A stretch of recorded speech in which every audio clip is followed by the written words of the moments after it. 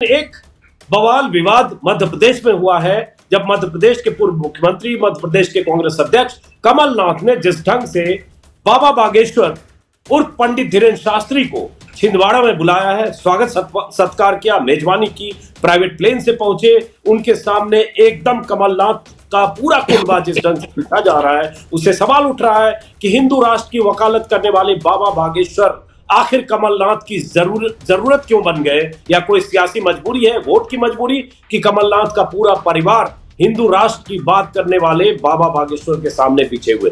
उनके क्या विचार हैं, निजी विचार हैं, उससे हमें कोई सारोकार नहीं है, न होना चाहिए, न कमलनाथ जी को है। ये मैं आपको दावे के साथ कह सकता हूं। हम संविधान को मानने वाले लोग हैं, संविधान की ही रास्ते पर भारत चलेगा, इंडिया चलेगा, हिंदुस्तान चलेगा। लेकिन मध्य मार्ग पे चलना आसान काम नहीं होता। मध्य मार्ग पे चलकर अपनी विचारधारा को प्रासंगिक रखकर, अपनी विचारधारा को बिल्कुल फिर से उसको बढ़ाकर प्रसारित करके फिर से विमर्श को मध्य मार्ग पर लाना अपने आप में एक बहुत बड़ी चुनौती होती है। उसके लिए कई कदम उठाने होते हैं। तो आप तो ऐसी बात कर रहे हैं पवन खेड़ा जी कि बाबा बागेश्वर को ही आप मध्य मार्ग पे लाने वाले हैं। अब किसी ने उनको, अगर उनके भक्तों की इच्छा है कि वहां वो आकर कथा वाचन करें, उन्होंने वहां कथा वाचन किया, वहां अगर उस मंच से उन्होंने इस तरह की कोई बात की हो तो आप मुझे बताइए। वो स्वीकार्य नहीं हो सकती, वो बात कतई स्वीकार्य किसी भी ऐसे व्यक्ति को नहीं हो सकती जो संविधान में विश्वास रखता। पता नहीं क्या ऐसी मजबूरी है कमलनाथ की या कांग्रेस की कि कई बार आप मध्य मार्ग लेते लेते आप जो घोर दक्षिण पंथ है जिसमें हिंदू राष्ट्र की बात कोई आज नहीं हो रही। हिंदू राष्ट्र की बात भाई आरएसएस की स्थापना 1925 से लेकर और उसके बाद तक आरएसएस की वही थ्योरी है। सावरकर बीच में आए, उनकी अलग धारा थी, और ऐसे लोग ये लगातार बोल रहे हैं। और ये जो बोल रहे हैं वो यूपी के चीफ मिनिस्टर योगी आदित्यनाथ भी बोलते हैं कि भारत हिंदू राष्ट्र था, है और रहेगा। ये अलग बात है कि उन्होंने संविधान की शपथ ली। बीजेपी के कई सांसद और नेता बोलते हैं भाषणों में वही बात, ये बाबा बागेश्वर बोलते हैं। आप ये कैसे कह सकते हैं उनकी निजी राय है, उससे हमें कोई लेना देना नहीं। अगर मेरी राय भारत की को हिंदू राष्ट्र बनाने की है, जो संविधान के खिलाफ है, जो सांप्रदायिक है, जो देश की एक बड़ी आबादी 14, 16, 18% की आबादी के खिलाफ बोलता हो, वो इस सेकुलर फैब्रिक के अगेंस्ट है। जिस सेकुलरिज्म की या सेकुलर फैब्रिक की आप बात कर।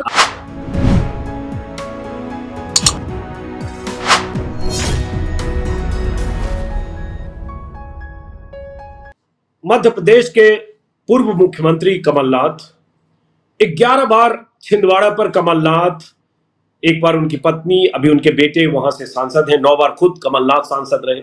मध्य प्रदेश कांग्रेस के अध्यक्ष हैं कमलनाथ। और कमलनाथ अभी मध्य प्रदेश में जो कांग्रेस चुनावी मैदान में उतरेगी, अभी विधानसभा चुनाव जो 4 से 5 महीने बाद होने, वो कमलनाथ उसका चेहरा भी है, नेतृत्व भी कमलनाथ कर रहे हैं। लेकिन मध्य प्रदेश से एक तस्वीर आ रही है, मध्य प्रदेश के छिंदवाड़ा से। वो तस्वीर यह है कि कमलनाथ किस ढंग से बाबा बागेश्वर जो पहुंचे हैं छिंदवाड़ा, उनका स्वागत कर रहे हैं। कमलनाथ के न्योते पर पहुंचे हैं, हनुमान कथा का आयोजन है। लेकिन बाबा बागेश्वर का जो पहचान है, वो पहचान एकदम ऐसे हिंदुत्ववादी संत या बाबा जो भी कहें, जो हिंदू राष्ट्र के नारे लगाता है, मुसलमानों के खिलाफ बुलडोजर के इस्तेमाल करने की बात करता है। और उनकी छवि हाल के दिनों में ऐसी बनी है, जो छवि देश में ऐसे करोड़ों लोग हैं जो उस छवि को नापसंद करते हैं। फिर आखिर कमलनाथ की क्या मजबूरी हुई कि कमलनाथ ने बाबा बागेश्वर को इतने प्राइवेट प्लेन से बुलाकर, और उसके बाद उनके कहें तो उनके कदमों में पीछे नजर आ रहे कमलनाथ और उनके सुपुत्र नकुलनाथ। ये सवाल कल से मैं आपका, खासतौर पे आपने कल भी शायद ये उठाया था, मैं देख रहा था आपके सोशल मीडिया पर भी और कई साथियों के भी सोशल मीडिया पर। अजीत जी, विचारधारा की जो यात्रा होती है उसमें कई दौर आते हैं।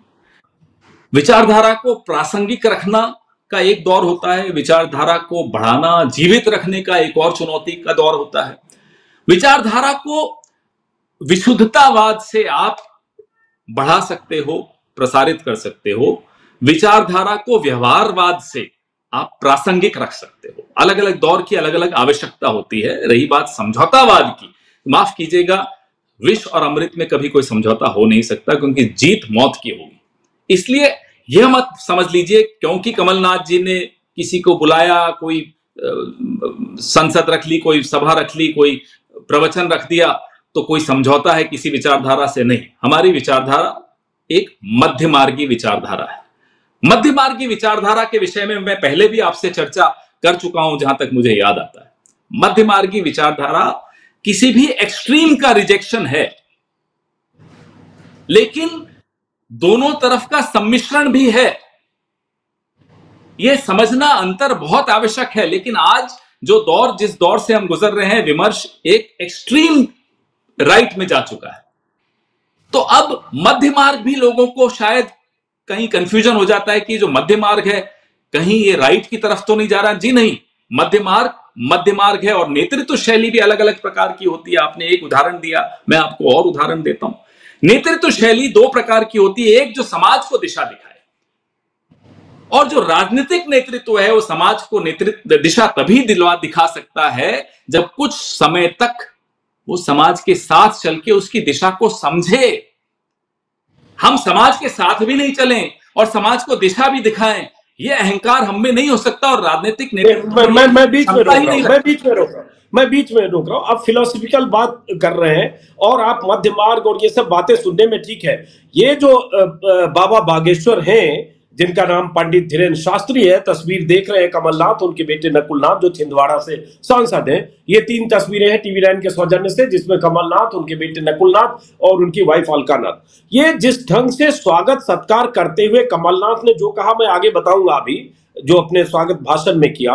लेकिन ये वो बाबा है, बागेश्वर बाबा या धीरेन्द्र शास्त्री, जो कहते हैं भारत हिंदू राष्ट्र बन के रहेगा, भारत हिंदू राष्ट्र के रास्ते पर चल पड़ा है। और ये कहते हुए पहले के उनके भाषण है, जब कह रहे हैं मैं भी बुलडोजर खरीद लूंगा और कहां बुलडोजर चलाऊंगा, ये मैं उसको रिपीट नहीं करना चाहता हूं। इनकी पूरी छवि घोर सांप्रदायिक छवि है। पहली बात, पॉइंट टू बी नोटेड, कि कोई बाबा अगर कहता है पंडित कि भारत हिंदू राष्ट्र बनेगा और हिंदू राष्ट्र की दिशा में चल पड़ा है, मतलब वो संविधान के खिलाफ बात कर रहा है। क्योंकि भारत न तो हिंदू राष्ट्र है न बनेगा जब तक लोकतंत्र और यह संविधान है। उस हिंदू राष्ट्र की वकालत करने वाले बाबा को प्राइवेट प्लेन से इस तरह से बुलाकर उन्हें अपना आराध्य गुरुदेव कहना, स्क्रीन पर तस्वीर देख रहे हैं लोग, क्या आप इसको मध्य मार्ग मानते हैं पवन खेड़ा जी? देखिए, वो जिनका आपने नाम लिया बाबा धीरेन्द्र शास्त्री जी का, उनके क्या विचार हैं, निजी विचार हैं, उससे हमें कोई सारोकार नहीं है, न होना चाहिए, न कमलनाथ जी को है। ये मैं आपको दावे के साथ कह सकता हूं। हम संविधान को मानने वाले लोग हैं। संविधान की ही रास्ते पर भारत चलेगा, इंडिया चलेगा, हिंदुस्तान चलेगा। अब किसी ने उनको, अगर उनके भक्तों की इच्छा है कि वहां वो आकर कथा वाचन करें, उन्होंने वहां कथा वाचन किया, वहां अगर उस मंच से उन्होंने इस तरह की कोई बात की हो तो आप मुझे बताइए। वो स्वीकार्य नहीं हो सकती। वो बात कतई स्वीकार्य किसी भी ऐसे व्यक्ति को नहीं हो सकती जो संविधान में विश्वास रखता। लेकिन ये कहकर आप बच रहे हैं। देखिए, पता नहीं क्या ऐसी मजबूरी है कमलनाथ की या कांग्रेस की कि कई बार आप मध्य मार्ग लेते लेते आप जो घोर दक्षिण पंथ है, जिसमें हिंदू राष्ट्र की बात कोई आज नहीं हो रही। हिंदू राष्ट्र की बात भाई आरएसएस की स्थापना 1925 से लेकर और उसके बाद तक आरएसएस की वही थ्योरी है। सावरकर बीच में आए, उनकी अलग धारा थी, और ऐसे लोग ये लगातार बोल रहे हैं। और ये जो बोल रहे हैं वो यूपी के चीफ मिनिस्टर योगी आदित्यनाथ भी बोलते हैं कि भारत हिंदू राष्ट्र था, है और रहेगा। ये अलग बात है कि उन्होंने संविधान की शपथ ली। बीजेपी के कई सांसद और नेता बोलते हैं भाषणों में वही बात, ये बाबा बागेश्वर बोलते हैं। आप ये कैसे कह सकते हैं उनकी निजी राय है, उससे हमें कोई लेना देना नहीं।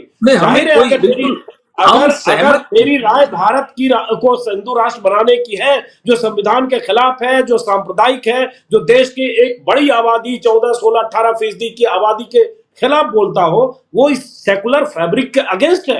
जिस सेकुलरिज्म की या सेकुलर फैब्रिक की आप बात कर, आप ऐसे दौर में बैठे हैं अजीत अंजुम जी, जहां संविधान की शपथ लेकर भी खुलकर लोग संविधान की खिलाफत करते हैं, उसके खिलाफ, उसकी आत्मा के खिलाफ बोलते हैं। मैंने तो बोला हम जो मध्य मार्ग, मेरी बात समाप्त हो जाने दीजिए। हम जो मध्य मार्ग पर चलते हैं, हम पर सोमवार को आरोप लगता है कि साहब आप दक्षिणपंथी हो गए। मंगलवार को आरोप लगता है कि नहीं साहब आप तो बड़े साम्यवादी सोच है, आप तो बड़े लेफ्टिस्ट हो गए। मध्य मार्ग वालों को ये झेलना पड़ता है और झेलते आए, आज से नहीं झेल रहे हैं। ये गांधी जी के युग से भी पहले से ये झेलते आ रहे हैं। जब से कांग्रेस का जन्म हुआ है ये आरोप हम पर दोनों तरफ से लगते हैं और मध्य मार्ग पे लगते हैं ये आरोप। लेकिन मध्य मार्ग पे चलना आसान काम नहीं होता। मध्य मार्ग पे चलकर अपनी विचारधारा को प्रासंगिक रखकर, अपनी विचारधारा को बिल्कुल फिर से उसको बढ़ाकर प्रचारित प्रसारित करके फिर से विमर्श को मध्य मार्ग पर लाना अपने आप में एक बहुत बड़ी चुनौती होती है। उसके लिए कई कदम उठाने होते हैं। हो सकता है कुछ कदमों से आप सहमत नहीं हो, लेकिन फिर भी वो कदम उठाने होंगे ताकि विमर्श को फिर से मध्य मार्ग पे लाया जाए, ताकि हम सेतु बने दोनों एक्सट्रीम्स के बीच में। एक सेतु का जीवन, एक सेतु का दर्शन, एक सेतु की पूरी जो जीवन यात्रा होती है वो बड़ी कठिनाइयों से भरी हुई होती है, चुनौतियों से। तो आप तो ऐसी बात कर रहे हैं पवन खेड़ा जी कि बाबा बागेश्वर को ही आप मध्य मार्ग पे लाने वाले हैं। आप देखते जाइए, हमने इतिहास में, मैं उदाहरण में नाम नहीं लूंगा लेकिन आप खुद इशारे समझ जाएंगे, ऐसे कई विचारधाराएं हैं जिनको हमने अपने आप में शामिल किया और वो सेतु बनी, अभी हाल ही में बनी है। ऐसा नहीं कि कोई पुरानी बहुत ज्यादा बात बता रहा हूं, ज्यादा खुलासा नहीं करूंगा, आप समझ गए। नहीं, मैं नहीं समझ पा रहा हूं। बाबा बागेश्वर, पंडित धीरेन्द्र शास्त्री का एक बयान कोट कर रहा हूं जो फरवरी का बयान है, जिसमें बाबा बागेश्वर ने कहा सनातन हिंदू राष्ट्र से जिन्हें दिक्कत है वो दूसरे राज्य में चले जाएं और इस दूसरे देश में चले जाएं। और ऐसे एक बार नहीं, उन्होंने कई बार कहा। क्या आप इसको इंडोर्स करेंगे कि जिन्हें सनातन हिंदू राष्ट्र से दिक्कत है वो दूसरे देश में चले जाएं? भाई, मैं नहीं चाहता हूं कि हमारा मुल्क सनातन हिंदू राष्ट्र बने। मैं चाहूंगा हमारा देश संविधान की बुनियाद पर चलने वाला देश है और जो संविधान बाबा साहब अम्बेडकर से लेकर संविधान सभा ने लिखा उसी पर हमारा देश चले। हमारा देश हिंदू राष्ट्र न है न बने, ये मैं यही कहूंगा, क्योंकि मैं संविधान आपसे बिल्कुल सहमत हूं।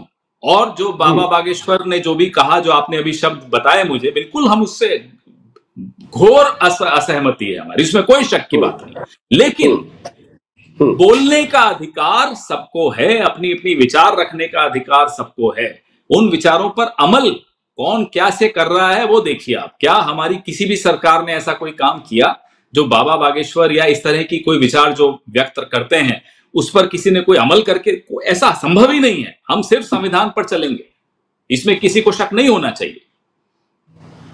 मुझे समझ में नहीं आ रही है कि भाई, आप अगर मानते हैं कि आप संविधान से चलेंगे और आप अगर आपने खुद का मध्य मार्ग, ना बहुत एक्सट्रीम लेफ्ट ना बहुत एक्सट्रीम राइट, सही है, चलिए, आपकी एक विचारधारा है, एक पोजीशन है, और आपने कहा समाज में जो हो रहा है उसको समझने की कोशिश करते हैं। लेकिन जब ये तस्वीरें कोई आदमी देखता है, देश की एक बड़ी आबादी में जिसमें ऐसे पंथ निरपेक्ष, धर्मनिरपेक्ष लोग भी हो सकते हैं जो मानते हैं कि बाबा बागेश्वर के बयान न सिर्फ संविधान विरोधी हैं बल्कि एक धर्म के खिलाफ है, क्योंकि उनके बहुत सारे बयान, उस डिटेल में नहीं जा रहा हूं, और वो हर आदमी जो जानता है वो नए चर्चा में आए। और ये भी साथ में बता दूं कि जिसे आप मोदी मीडिया, जिस मीडिया को मोदी भक्त मीडिया जिसे आप टारगेट करते हैं, जिससे नाराज होते हैं, उस मीडिया का के ये लाडले बाबा है।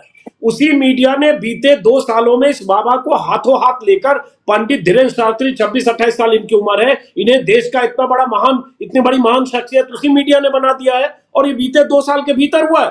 क्यों? क्योंकि वो मोदी, बीजेपी, आरएसएस और हिंदू राष्ट्र उसके उस नैरेटिव के लिए बहुत मुफीद किरदार बनते हैं। कमलनाथ को जबरदस्ती उसमें घुस के कुछ पाने की कोशिश कर रहे हैं। मिलेगा, कहीं ऐसी स्थिति ना हो कि न माया मिली न राम। अजीत जी, ये विमर्श आज से नहीं चल रहा, ये द्वंद्व आज से नहीं चल रहा, 100-125 साल से भी ऊपर हो गए होंगे इस द्वंद्व को चलते हुए, और ये आगे भी चलेगा। लेकिन एक मैं आपसे गुजारिश करना चाहूंगा, निवेदन करना चाहूंगा, जो पंथ निरपेक्ष ताकतें हैं, धर्म निरपेक्ष ताकतें हैं, हम सब उसी में शामिल हैं, आप भी, हम भी, सब, उनके लिए एक ऐसा राजनीतिक दल है जो उनकी बात को जीवित रखे हुए है, उस विचारधारा को जीवित रखे हुए, उस राजनीतिक विचारधारा, उस राजनीतिक दल पर इतना भरोसा रखिए कि वो संविधान से समझौता न करेगा, न करने देगा। अब उसको क्या कदम उठाने हैं उस दिशा में, उनको वो कदम उठाने दीजिए। आप देखिए, आने वाला कल सिर्फ और सिर्फ हिंदुस्तान संविधान पर ही चलेगा। ये हमें तय करना है कि कांग्रेस का रास्ता या भारतीय जनता पार्टी का रास्ता, ये 2 स्पष्ट तुलनाएं हैं, ये 2 स्पष्ट मार्ग हैं। इनमें से एक मार्ग आपने देखा है 70 साल संस्थाएं कैसी बनी, कैसी आगे बढ़ी, विचारधारा कैसे प्रफुल्लित हुई। तो आप भरोसा रखिए संविधान पर ही ये देश चलेगा। कांग्रेस पार्टी उसके साथ कोई समझौता नहीं करेगी। लेकिन जब इस तरह की तस्वीरें आती है ना पवन खेड़ा साहब कि ये पंडित धीरेन्द्र शास्त्री के कदमों में जाकर उनके आश्रम में कमलनाथ बैठे हुए हैं, उसके पहले नरोत्तम मिश्रा दिखते हैं, शिवराज सिंह चौहान दिखते हैं, तो एक तरफ वो जाते हैं, फिर ये जाते हैं, और फिर ऐसे प्राइवेट जेट से आते हैं। देखिए स्वागत सत्कार, मैं तो इनका म्यूजिक नहीं सुना सकता हूँ जो गाने लगाए हुए हैं, हमारे सरकार आए हुए हैं। कमलनाथ जी का भाषण का कुछ हिस्सा मेरे सामने है जो मैंने उनका वीडियो सुना, जिसमें उन्होंने कहा काफी समय से निवेदन किया आप छिंदवाड़ा आए, हमारा सौभाग्य महाराज जी छिंदवाड़ा की धरती में अपने पांव रखा। भारत कोई आर्थिक शक्ति नहीं, मिलिट्री शक्ति नहीं, सबसे बड़ी आध्यात्मिक शक्ति है, और महाराज जी हमारे आध्यात्मिक शक्ति के प्रतीक है। वो महाराज जी जो हिंदू राष्ट्र की बात करते हैं, वो महाराज जी जो कहते हैं हिंदू राष्ट्र जो के खिलाफ है वो दूसरे देश चले जाए, ये उसी तरह की भाषा है जैसे गिरिराज सिंह या कोई बीजेपी के जो जिनको फ्रिंज एलिमेंट कह दिया गया है वो सब लोग बोलते हैं। तो बाबा को इस तरह से अपने पाले में लाने की कोशिश, या बाबा के साथ कोई बड़ा पंडाल बनाकर उसमें हजारों लोगों को बुलाकर, भाई आप संदेश क्या दे रहे हैं? अजीत जी, इस देश की ताकत को आप कम मत आकिए। इस देश में इस तरह के विमर्श कई बार हुए। ये विमर्श इस देश का कुछ बिगाड़ नहीं पाते, इस देश की आत्मा को कुछ नहीं कर पाते।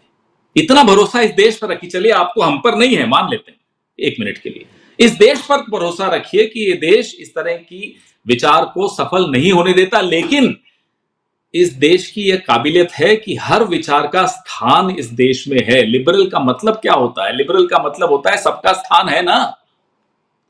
अगर हम भी वैसे ही हो जाए कि नहीं साहब ये बात आप कह रहे हो तो आपके मुंह पे हम टेप लगा देंगे, आपको हम जेल में डाल देंगे, तो फिर लिबरल कहां से हुए साहब? ये तो बताइए मुझे। लिबरल का मतलब है सबका स्थान है, लेकिन इसका क्या स्थान हो ये मालूम होना चाहिए। संविधान के रास्ते में संविधान को कोई नीचे दिखाने की कोशिश करे वो नहीं होने दिया जाएगा। और संविधान में पूरे देश की एक एसेंस छिपा हुआ है, आत्मा उस संविधान में ही है इस देश की, उसकी हम रक्षा करेंगे। इसमें पवन खेड़ा साहब, आप कांग्रेस के अच्छे प्रवक्ता हैं, बहुत लोग आपको सुनते हैं, अच्छा बोलते हैं, पढ़े लिखे हैं, आपका एक पूरा ट्रैक रिकॉर्ड है। एक सवाल पूछता हूं कि आप अगर मध्य प्रदेश के कांग्रेस के अध्यक्ष होते तो क्या आप बाबा बागेश्वर जो घोर सनातनी कहते हुए हिंदू राष्ट्र की वकालत करते हैं, एक धर्म को टारगेट करते हैं, उन्हें आप भी ऐसे स्वागत करते? सबकी अपनी एक शैली होती है, राजनीति करने की शैली होती है। आप किसी भी दो शैलियों की तुलना करके कहिए कि साहब ये गलत है और ये सही है, वो संभव नहीं होता। जिसकी जो शैली है उसकी वो शैली है। तो आप मुझे पूछें कि क्या आप वो करते, क्या मैं ये करता? अगर मैं राजनीति में नहीं होता तो मैं अजीत अंजुम जी की तरह मैं एक पत्रकार होता, इसमें कोई शक की बात नहीं है। वो इतना अच्छा नहीं होता, इतना काबिल नहीं होता, लेकिन होता जरूर। तो ये एक अलग हमसे ज्यादा पढ़े लिखे हैं, मैं मानता हूं आपकी तर्क शक्ति हमसे बेहतर है। ऐसा चलिए एक सवाल, लेकिन अलग अलग शैली होती है राजनीति की। एक सवाल फिर उठता है कि कई बार क्या कांग्रेस में भी ये द्वंद्व होता है? बीजेपी ने जिस तरह से हिंदुत्व का नैरेटिव 9 साल में गढ़ा है और उसकी पिच मजबूत तैयार की है, जिसमें बीजेपी को ऐसी जबरदस्त कामयाबी बीते 9 सालों में दी है, तो क्या कांग्रेस में भी कंफ्यूजन हो जाता है कि ऐसा न हो कि हम कहीं हिंदू विरोधी हो जाएं, हिंदुत्व विरोधी हो जाएं, जो बीजेपी जिस तरह से पेंट करने की कोशिश राहुल गांधी को करती है कांग्रेस को। तो इसलिए जो मध्यम मार्ग पर आप जोर दे रहे हैं, इसलिए कुछ ऐसा रास्ता अख्तियार करते रहो ताकि जो बीजेपी, और उसमें कई बार लोग बोलते हैं कि आप उनके ट्रैप में हैं, वो जो उनके वोटर हैं उन्हीं को जाएंगे, आप अपना जो कोर है वो कहीं गवा न दें। अजीत अंजुम जी, मध्य मार्ग का कोर क्या होता है जरा मुझे ये बताइए। जो ये कहते हैं कि साहब आप बीजेपी के ट्रैप में आ गए हैं, शायद वो मध्य मार्ग को नहीं समझ पाए हैं। मध्य मार्ग को समझना इस देश को समझना है, और वो आसान नहीं है। मैं ये नहीं कह रहा बहुत आसान है। आप बार बार 9 साल करते हैं साहब, 54 साल से अधिक इसी मध्य मार्ग को लोगों ने चुना, आगे भी चुनेंगे। मध्य मार्ग को समझ लेंगे तो इन तमाम सवालों का जवाब आपको मिल जाएगा। कमलनाथ जी ने क्यों बुलाया, कहां बुलाया, कैसे बोले, क्या बोले, ये सब बिल्कुल बेबुनियाद बातें होती हैं। मध्य मार्ग में सबका स्थान होता है। नहीं, मध्यम मार्ग कह के आप बचने की कोशिश कर रहे हैं, लेकिन वो नहीं, कौन तो सा आपके मध्यम सारे मार्ग होता सवाल है लेने को बैठ जो रहा हूं। राहुल गांधी अगले को 1 घंटे गुजरात इसी पर चुनाव के चर्चा बाद करने को जब तैयार बैठे। विवाद होता है तो सुरजेवाला को बोलना पड़ता है कि राहुल गांधी जन्मधारी ब्राह्मण है? वो मध्यम मार्ग है या मजबूरी है बीजेपी के उस नैरेटिव और पिच का मुकाबला करने के लिए जनों बात वो दिखाने की नहीं, नौबत? बात ये है कि अगर भारतीय जनता पार्टी कुछ असत्य फैलाने की कोशिश करेगी राहुल गांधी के विषय में या किसी भी नेता या किसी भी विचारधारा के विषय में या दल के विषय में, तो क्या उसका जवाब देना उचित नहीं होता? क्या जवाब नहीं दें? क्या तथ्य नहीं दिखाएं? हम अपने तथ्य तब दिखाएं जब हमारे तथ्यों पर कोई बहुत बड़ा सवालिया निशान लग जाए, तो उसमें क्या गलत है? लेकिन हमारे जो भी आइडेंटिटी है, जिस आइडेंटिटी में हमारा जन्म हुआ है, हम उसी आइडेंटिटी को लेकर राजनीति तो नहीं करते ना। ये अंतर है। हमारी राजनीति समाज के हित की राजनीति है, हमारी राजनीति संविधान के ऊपर निर्भर राजनीति है, हमारी राजनीति न्याय की राजनीति है, आइडेंटिटी की राजनीति नहीं है।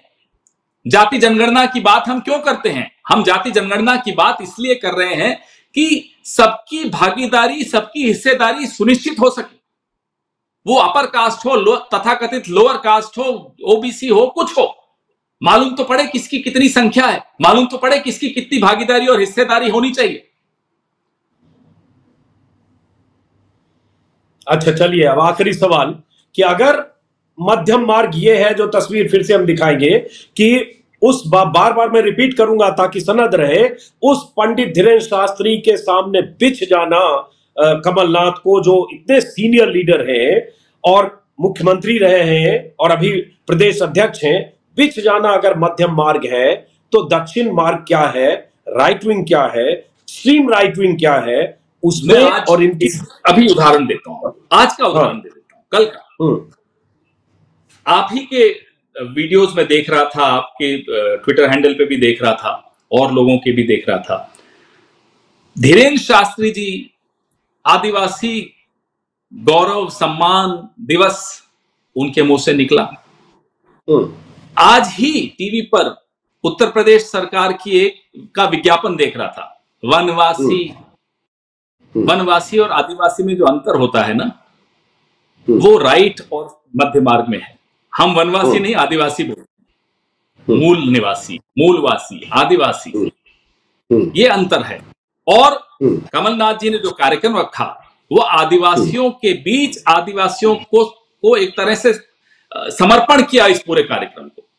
धीरेन्द्र शास्त्री ने भी आदिवासियों को का ही सम्मान किया, आदिवासियों के बीच में जाकर उनकी बात की।